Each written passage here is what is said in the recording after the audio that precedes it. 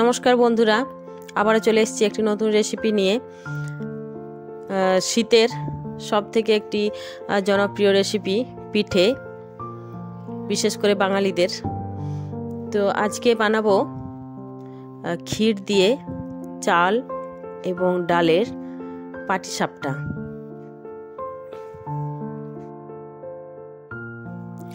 Crunchy, নরম এবং ভিতরে ঘরে তৈরি করা ক্ষীরের পুর দিয়ে পাটিসাপটা খেতে অসাধারণ টেস্ট। বাড়িতে একবার এভাবে বানিয়ে খেতে পারেন।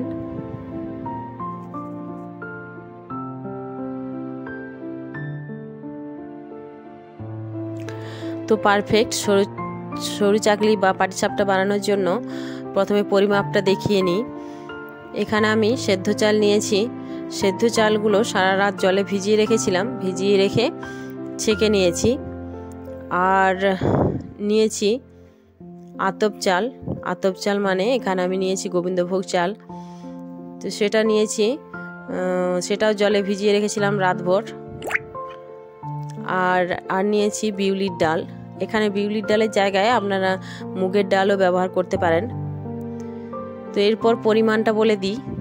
সেদ্ধ চাল আর আতপ চাল এবং বিউলির ডালের পরিমাণ হবে 2:1:1। মানে হচ্ছে যদি সেদ্ধ চাল 1 বাটি নিই তাহলে আতপ চাল হাফ আর ডালও হাফ বাটি। তো এইভাবে এই রেশিওতে বানালে ঠিকঠাক সরু চাকলি বা পাটিসাপটা হবে। আর আমি এখানে কোনো ননস্টিক তাওয়া ব্যবহার করিনি, একেবারে রুটি করার তাওয়া ঘরেতে, সেই তাওয়াতেই বানিয়ে দেখাবো।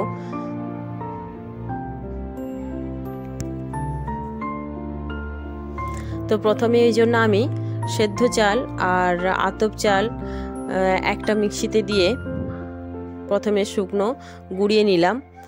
অর্ধেক গড়ানো হওয়ার পর এতে জল অ্যাড করে দিয়ে আবারও একটা পেস্ট বানিয়ে নেব, স্মুথ পেস্ট বানাবো। অপরদিকে আরেকটি মিক্সির বাটিতে নিয়ে নিয়েছিলাম বিউলির ডাল, সেটা আমি আলাদা করে পেস্ট বানালাম জল দিয়ে। আর চালের গুঁড়োটা মিক্সিতে একেবারে ঘুরিয়ে পেস্ট বানাবো না, একটু ঘুরিয়ে ভেঙে নেবো, তারপর আবার জল দিয়ে একটু ঘোরাবো। এই কয়েকবার ঘুরিয়ে আমি পেস্টটা বানাবো।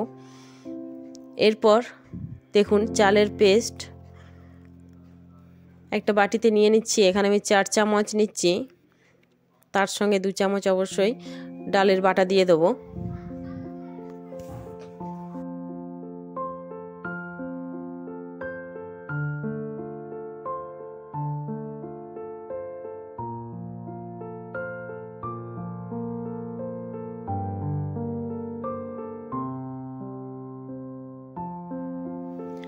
এরপর দিয়ে দিচ্ছি ডাল বাটাটা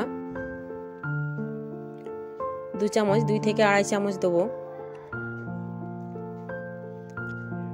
ডাল এবং চালের বাটা একসঙ্গে মিশিয়ে নেব। এর সঙ্গে দিচ্ছি পরিমাণ মতো নুন, একটু হালকা নুন, টেস্ট হবে।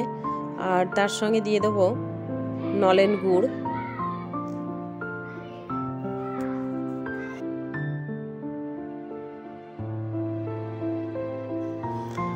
আর এর সঙ্গে অল্প পরিমাণ আমি জল অ্যাড করে ব্যাটার বানিয়ে নেব। এতটা ঠিক থাকবে না, সেই জন্য একটু জল মিশিয়ে আমি একটু পাতলা করে নেব।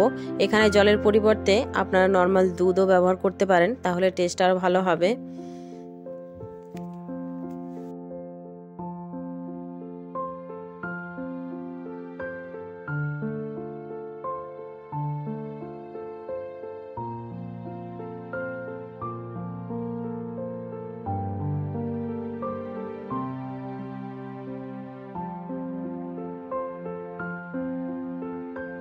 দেখুন ব্যাটারটা এরকম হবে। এরপর একটি লোহার তাওয়া আমি ওভেনে চাপিয়ে দিয়েছি আঁচ দিয়ে। এরপর লোহার তাওয়ার ওপর খানিকটা জল দিয়ে, একটু জলটা গরম হয়ে গেলে সেটা মুছে ফেলে দেব। এরপর এতে দিয়ে দিচ্ছি সামান্য পরিমাণ তেল। সেই তেলটা দিয়েও তাওয়ায় ভালো করে মাখিয়ে নেব।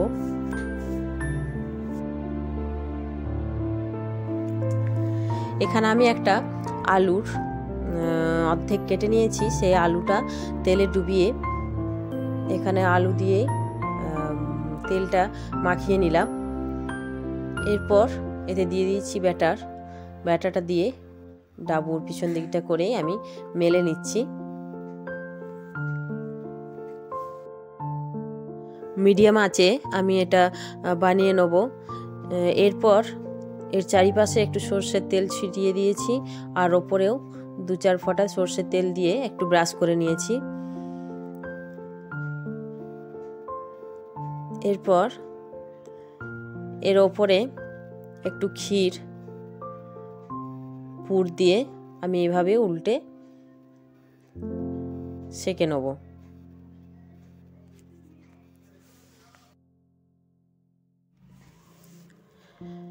ওভেনের আঁচ যদি তাওয়ার চারিদিকে না লাগে তাহলে একটু তাওয়াটা ঘুরিয়ে ঘুরিয়ে এটা সেঁকে নিতে হবে। এরপর আবারও তাওয়াতে একটু তেল বুলিয়ে নিয়ে তাতে দিয়ে দিচ্ছি ব্যাটার দিয়ে একইভাবে ডাবুর পিছন দিক করে ঘুরিয়ে গোল আকার বানিয়ে নিচ্ছি। এরপর 2 সেকেন্ড পর এতে দিয়ে দিচ্ছি একটু সর্ষের তেল চারিদিকে ছড়িয়ে, উপরেও একটু দিয়ে ব্রাশ করে নেব। মিডিয়াম আঁচে ধীরে ধীরে এগুলো সেঁকে নিতে হবে।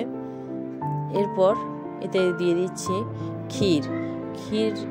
এটা দুধ এবং চিনি একসঙ্গে মিশিয়ে শুকনো করে এইভাবে ক্ষীর বানানো হয়েছে। তো এখানে স্টাফিংয়ে আপনার নারকেলের পুর বা আরও অন্য কিছু পুর অ্যাড করতে পারেন। আমাদের সাধারণত ক্ষীর দিয়েই পুরটা ব্যবহার করি। দেখুন, এরপর অপর একটি পাটিসাপটা বানিয়ে নিচ্ছি এই একইভাবে।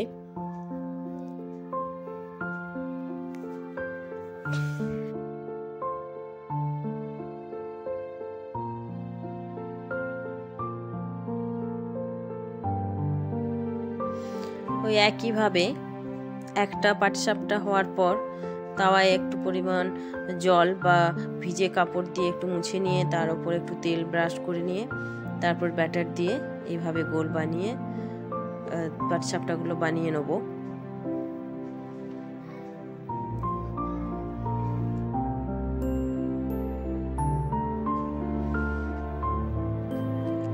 দেখুন, মিডিয়াম আঁচে কিন্তু ধীরে ধীরে বানাতে হবে, আর চারিপাশটা একটু খুন্তি দিয়ে আগে তুলে নিয়ে তারপর গোল করে পাকিয়ে নিতে হবে। দেখুন, এইভাবে মুড়ে নিলাম আমি। প্রত্যেকটি পাটিসাপটা আমি বানিয়ে নিচ্ছি একই পদ্ধতিতে। তাওয়ায় কিন্তু চিটে থাকছে না।